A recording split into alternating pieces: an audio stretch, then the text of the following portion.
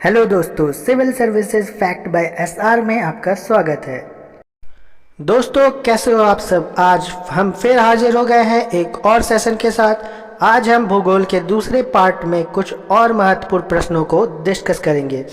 दोस्तों सबसे पहले जिसने लेखपाल सीरीज का भूगोल का पहला पार्ट नहीं देखा है और बाकी सब्जेक्ट के भी वीडियोस नहीं देखे हैं, तो सबसे पहले चैनल पे विजिट करें और वो सारे वीडियो ज़रूर देखें और हमारे साथ एक ज़बरदस्त तैयारी में लग जाएं।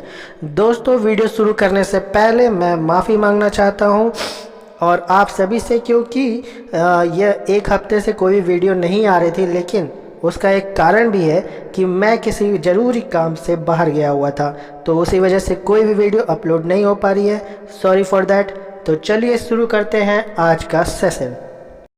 तो पहला पॉइंट है, पाकिस्तान की सीमा को स्पर्श करने वाले भारतीय राज्य है। तो दोस्तों भारत के ऐसे राज्य जो पाकिस्तान की सीमा को स्पर्श करते हैं वे हैं गुजरात, राजस्थान, पंजाब तथा जम्मू एंड कश्मीर।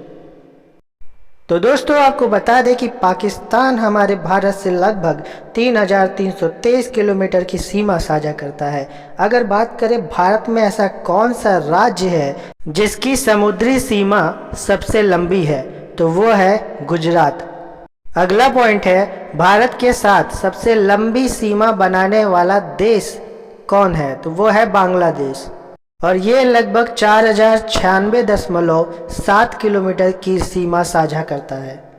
दोस्तों अगला पॉइंट है, भारत के साथ सबसे छोटी सीमा बनाने वाला देश अफगानिस्तान है। दोस्तों आपको बता दें कि लगभग 106 किलोमीटर की सीमा साझा करता है। अगला पॉइंट है, भारत 7 देशों के साथ अपनी भू सीमा को साझेदारी करता है। तो वे 7 देश कौन कौन से हैं ये आपको अगले स्लाइड में पता चल जाएगा। तो दोस्तों वे 7 देश हैं, पाकिस्तान लगभग 3,323 किलोमीटर की सीमा साझा करता है, चीन लगभग 3,488 किलोमीटर की सीमा साझा करता है, नेपाल लगभग 1,751 किलोमीटर की सीमा साझा करता है, भूटान लगभग 699 किलोमीटर की सीमा साझा करता है, बांग्लादेश 4,096.7 किलोमीटर की सीमा साझा करता है, अफगानिस्तान 106 किलोमीटर की सीमा साझा करता है और अंत में है म्यांमार जो लगभग 1,643 किलोमीटर की सीमा साझा करता है। अगला पॉइंट है, नेपाल की सीमा को स्पर्श करने वाले राज्य वो कौन कौन से हैं, तो उत्तराखंड, उत्तर प्रदेश, बिहार, पश्चिम बंगाल एवं सिक्किम है। तो दोस्तों ये 5 ऐसे भारत के राज्य हैं जो नेपाल की सीमा को स्पर्श करते हैं। अगला पॉइंट है, उत्तर प्रदेश के महाराजगंज, सिद्धार्थनगर, बलरामपुर, श्रावस्ती, बहराइच, लखीमपुर खीरी एवं पीलीभीत जिलों की सीमा मिलती है। तो किससे मिलती है, तो नेपाल देश से मिलती है। अगला पॉइंट है, मैकमोहन रेखा भारत और चीन के बीच की सीमा रेखा है। तो दोस्तों सभी अंतर्राष्ट्रीय सीमा रेखाओं के बारे में मैंने आपको एक वीडियो में पूरी जानकारी दी है, तो अगर आपने वो वीडियो नहीं देखा है तो प्लीज़ जाकर उस वीडियो को ज़रूर देखें। अगला पॉइंट है, भारत पाक विभाजन के समय खींची गई सीमा रेखा को रेडक्लिफ रेखा कहा जाता है। अगला पॉइंट है, अफगानिस्तान और पाकिस्तान के मध्य सीमा रेखा को डुरंड रेखा भी कहते हैं। दोस्तों आपको बता दें कि पहले डुरंड रेखा भारत और अफगानिस्तान के बीच थी क्योंकि पाकिस्तान भारत का हिस्सा था। अगला पॉइंट है, भारत के काराकोरम श्रेणी में स्थित सियाचिन ग्लेशियर भारत का सबसे बड़ा ग्लेशियर है। सियाचिन ग्लेशियर गैर ध्रुवीय क्षेत्र में विश्व का दूसरा सबसे लंबा ग्लेशियर है। तो आपको बता दें दोस्तों कि गैर ध्रुवीय क्षेत्र क्या होता है। ध्रुवीय क्षेत्र सबको पता होगा, 2 ध्रुवीय क्षेत्र हमारे पृथ्वी पर है। पहला है उत्तरी ध्रुव और दूसरा है दक्षिणी ध्रुव। तो दोस्तों गैर ध्रुवीय क्षेत्र वो क्षेत्र होते हैं जो उत्तरी ध्रुव और दक्षिणी ध्रुव के बीच की क्षेत्र होते हैं। अगला पॉइंट है, सियाचिन ग्लेशियर को लेकर भारत और पाकिस्तान के बीच विवाद है। तो दोस्तों आपको बता दें सियाचिन ग्लेशियर हमारे भारत में पीओके यानी कि पाकिस्तान ऑक्यूपाइड कश्मीर वाले इलाके में आता है, जो कि पाकिस्तान ने अधिकृत किया हुआ है। इसीलिए भारत और पाकिस्तान के बीच हमेशा इस बात पर विवाद होता रहता है। अगला पॉइंट है, भारत के पश्चिम में पाकिस्तान तथा पूर्व में बांग्लादेश और म्यांमार है। अगला पॉइंट है, भारत के उत्तर पूर्व में चीन, नेपाल और भूटान है। अगला पॉइंट फिर से रिपीट हो गया है, भारत के उत्तर पूर्व में चीन, नेपाल और भूटान है। अगला पॉइंट है, भारत के दक्षिण में श्रीलंका तथा पश्चिम में मालदीव है। तो दोस्तों, आपको मैंने पहले ही बता दिया है कि भारत के साथ 7 ऐसे देश हैं जो अपना सीमा साझा करते हैं, लेकिन कौन सा सीमा? स्थलीय सीमा। और 2 ऐसे देश हैं जो समुद्री सीमा साझा करते हैं। वे देश कौन से हैं? तो दक्षिण में श्रीलंका और दक्षिण पश्चिम में मालदीव। अगला पॉइंट है, भारत में सबसे कम वर्षा वाला स्थल लेह है। दोस्तों, आपको बता दें कि भारत में सबसे अधिक वर्षा वाला स्थल मेघालय में स्थित है, जो खासी पहाड़ियों पर है और उसका नाम है मासिनराम। मासिनराम को पहले चेरापूंजी नाम से भी जाना जाता था। अगला पॉइंट है, श्रीलंका भारत का भू सीमा सहभागी नहीं है। तो मैंने आपको बता रखा है कि श्रीलंका और मालदीव्स भू सीमा साझा नहीं करते हैं, वो समुद्री सीमा साझा करते हैं। अगला पॉइंट है, भारत का सर्वाधिक ठंडा स्थल द्रास है। और दोस्तों, आपको बता दें कि द्रास जो है वो कारगिल लद्दाख वाले एरिया में है। अगला पॉइंट है, भारतीय रेल का पाकिस्तान सीमा से सटा अंतिम रेलवे स्टेशन मुनाबाव है। अगला पॉइंट है, कोंकण रेलवे मार्ग गोवा, कर्नाटक एवं महाराष्ट्र राज्यों से होकर गुजरता है। दोस्तों, मैंने आपको एक वीडियो में कोंकण तट और बाकी सारे तटों के बारे में बता रखा है। तो कोंकण तट महाराष्ट्र और गोवा वाला एरिया कवर करता है।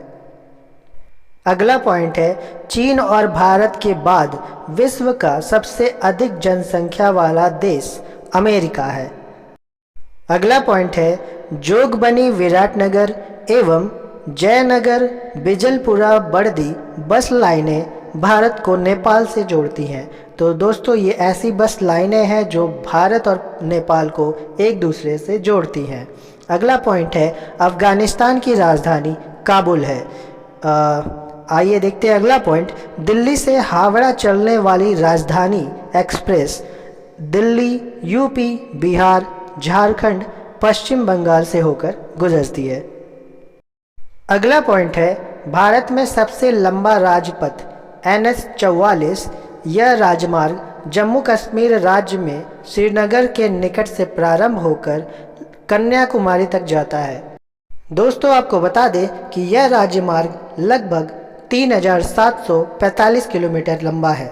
और अगर बात करें भारत में सबसे छोटे राजपथ की, तो वो है NH-47A, जो 5.9 किलोमीटर है और कोच्चि केरल में है। अगला पॉइंट है, HBJ पाइपलाइन प्राकृतिक गैस को हजीरा से बीजापुर और जगदीशपुर तक वहन करती है।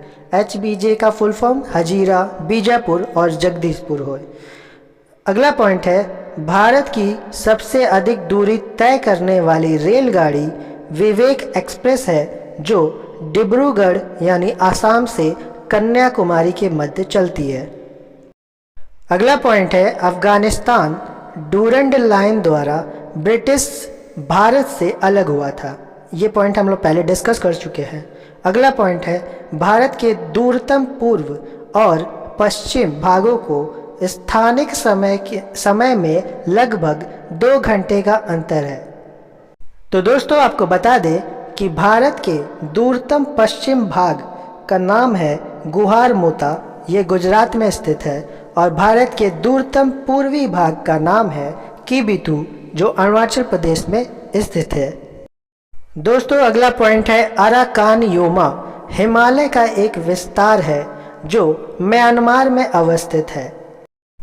अगला पॉइंट है, चट्टानों का एक दूसरे में रूपांतरण होना रॉक साइकिल या चक्र कहलाता है।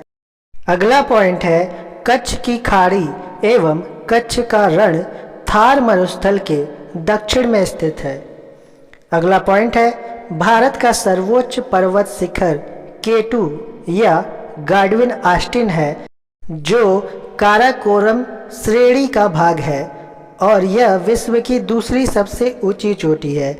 इसकी ऊंचाई लगभग 8,611 मीटर है और विश्व की पहली यानी कि सबसे ऊंची चोटी की बात करें तो वो है माउंट एवरेस्ट, यानी कि जो नेपाल में स्थित है और 8,848 मीटर की ऊंचाई है।